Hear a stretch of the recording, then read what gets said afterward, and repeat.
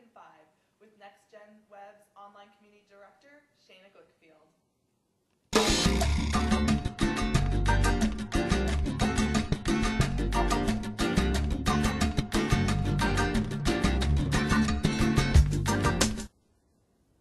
Last week, the FCC just released their National Broadband Plan. I'm here with Shana Glickfield from NextGenWeb, who's going to give us some more insights on the plan. Hi Shana, thank you for joining us in the Hill Knowlton studios. Thanks for having me. I'm excited to be here. Well, can you give us just an overview of NextGenWeb? Of course. NextGenWeb, www.nextgenweb.org, is the online community of U.S. Telecom, the Broadband Association. So we blog, tweet, do videos, use all kinds of online tools to talk about all the amazing things going on the broadband networks.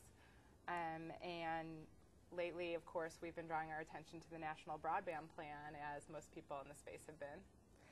What do you feel are the benefits of the plan? A lot, actually. We're really excited about the plan. I think it's great because it really highlights the role of broadband in people's everyday lives.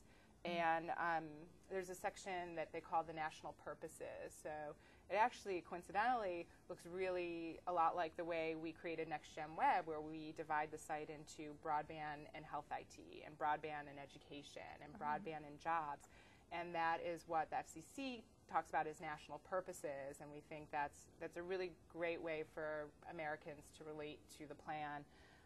Another thing we really liked about it was the really transparent and collaborative process in creating the plan. There were so many opportunities for all kinds of people to get involved, whether through blogging, Twitter.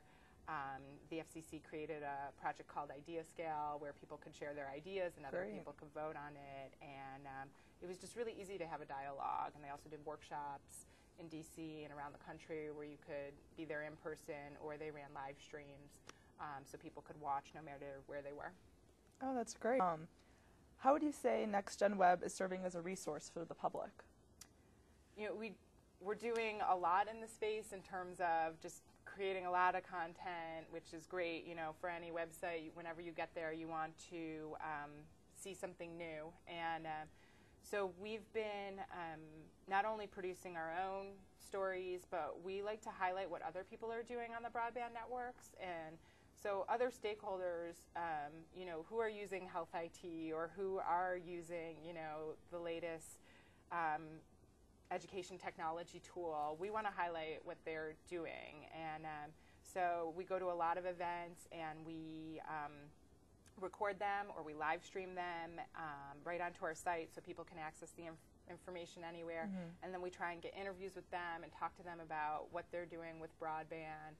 And like we were kind of saying before, broadband can be kind of a strange word because we use it so often that we sometimes take it for granted. But there's a lot of people who have access to broadband who just choose not to adopt. And this is something, you know, the FCC is looking at, as well as we at NextGenWeb. Is, you know, one of the challenges is sometimes people just don't think it's relevant to them. And or digital literacy, it's a challenging tool, which, you know, we all get frustrated with computers sometimes. So we want to do things to address that so that people who do have access to broadband know how important it is to, you know, their lives really in all these ways. We've touched on education and health, but also, you know, more and more of our government participation is going on online. Like I was saying, even these FCC hearings are being live streamed, and we're seeing more and more government services go online. So this is particularly important for low-income and minority communities to be connected, and so NextGenWeb's doing a lot there too. Great. Well, there's been a little bit of backlash from the opposition. How would you say your organization is handling that?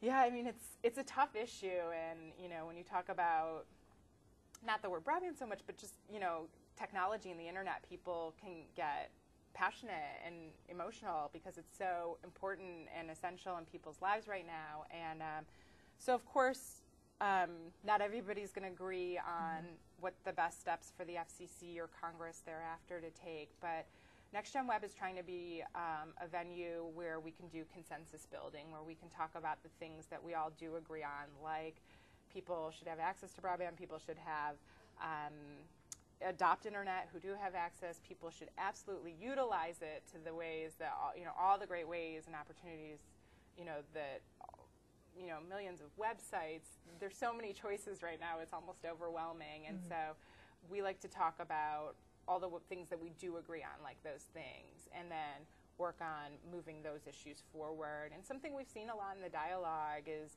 sometimes we all agree on the end and what that looks like. And it's getting there.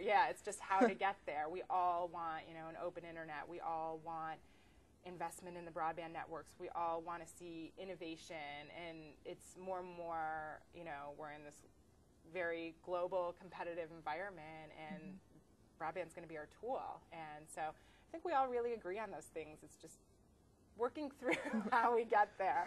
And we will. It's a process. Yeah, it is. Well, the FCC still has to sell the broadband plan to Congress. What are the tactics do you think they need to get this proposal into implementation? That's a great question, and implementation is always the challenge, and we've been talking about it for a long time now, and I think the plan includes a lot of good ideas that Congress could easily execute and implement, including some experiments. I think what's exciting is there's a lot of ideas in the plan that people can try with, like, to see, does this work for digital literacy or does this work? And then, whatever we see to be working is what Congress should go ahead and implement. And so, we have more data than ever and more choices than ever, and, like I said, collaboration. So I think the conversation will absolutely continue as we move this plan to Congress. Well, thank you. I do have a few fun questions for you. Okay. Not only is Shana from NextGenWeb, but she also has a personal blog called DC Concierge. So you are kind of the insider in the city, and tell us about some events that we should try this month. Okay, that's a great question. Yeah, so I've been blogging on my own site as well, which is DC Concierge, and it's a guide to DC that I've been doing for several years now. Well, spring is in the air in Washington, and so I would definitely recommend, let's see, the Hirshhorn After Hours is coming up on April 9th, and that's our local Smithsonian with contemporary art. Stays open late on a Friday night and does live music and cash bar, and people can stay out late and look at the art and hang out in the sculpture garden. And coincidentally, on the same night, the Textile Museum is having a similar event, actually a few hours before, so you could technically hit both. We could do both as well. Can't wait for that. It's just, and a lot of, Phillips is doing this too with a program called Phillips After 5, and so a lot of the museums in the area are taking advantage of kind of the booming nightlife scene and opening up their doors after hours and opening up a bar, getting some DJs in, and really changing kind of the arts and culture scene here in Washington. Great way to squeeze it in after work. Exactly. Get a little culture with your beverage. Well, thank you for joining us. Really enjoyed having you. All right, thank you.